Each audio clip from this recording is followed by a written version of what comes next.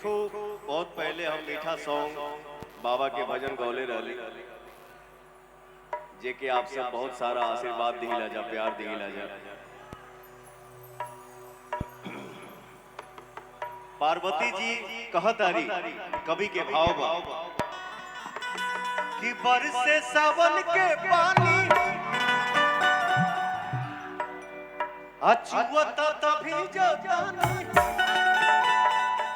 बरसे सावन के पानी अचुअता तभी जगानी, मड़ई के घर सैया जाइब नहीं हार छोड़ के, ओ सैया जाइब नहीं हार छोड़ के, राउर देव घर सैया जाइब नहीं हार, राउर देव घर सैया जाइब नहीं हार छोड़ के।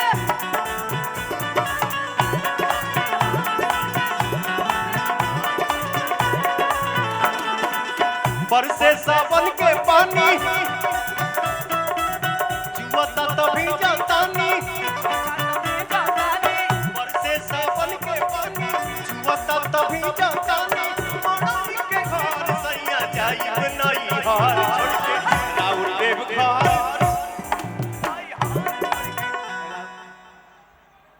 जेकर हमनी के भजन गावत आनी जा, जब उहे तांडव कर चुकल बाड़े,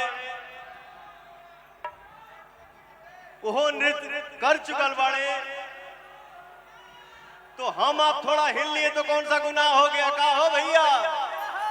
हे सैया, हे सैया, हे सैया, जाइब नहीं हार छोड़ के, राउर देव घर।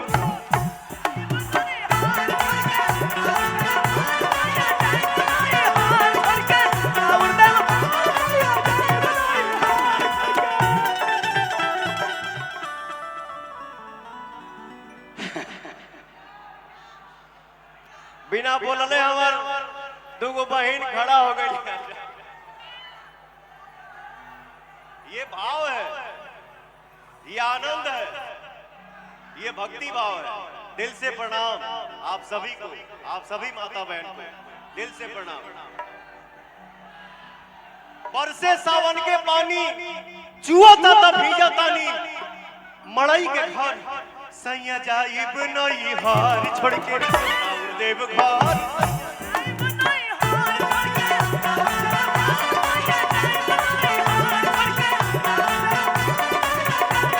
बोलिए शंकर भगवान के।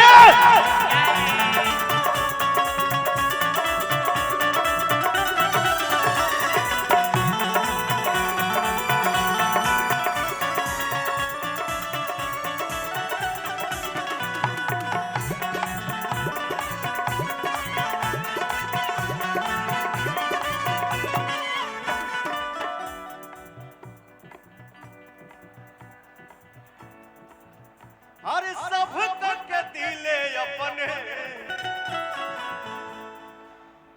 हर सब के दिले अपने, बनली भिखारी,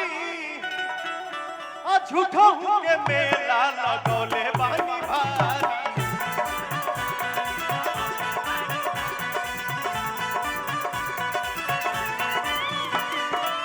सब के दिला अपने बनिले भिखारी, झूठों के मेला लगौले बानी भारी।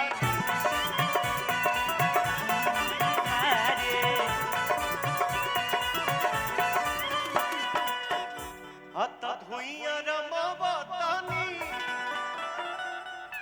जिंदगी बितावतानी, धुइया रमावतानी, जिंदगी बितावतानी, अब बैठ के पत्थर सैया जाइब नहीं हार छोड़ के, राउर देव घर सैया जाइब नहीं हार छोड़ के, राउर देव घर सैया जाइब नहीं हार। क्या बात है रतन भाई, आज सब नया नया निकल रहा है। Love you.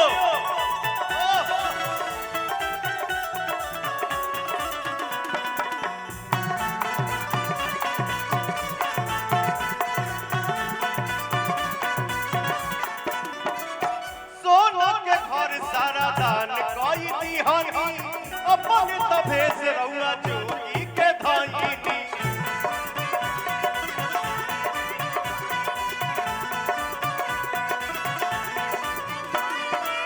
सोना के घर सारा दान कोई देनी अपन तभैनी रउआ जोगी के धाईनी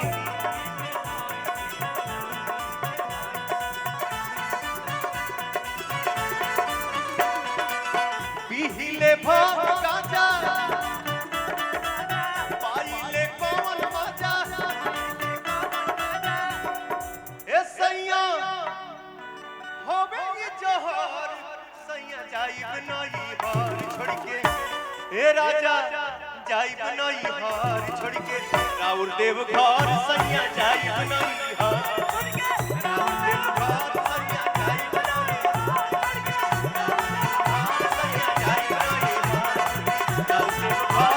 जाइब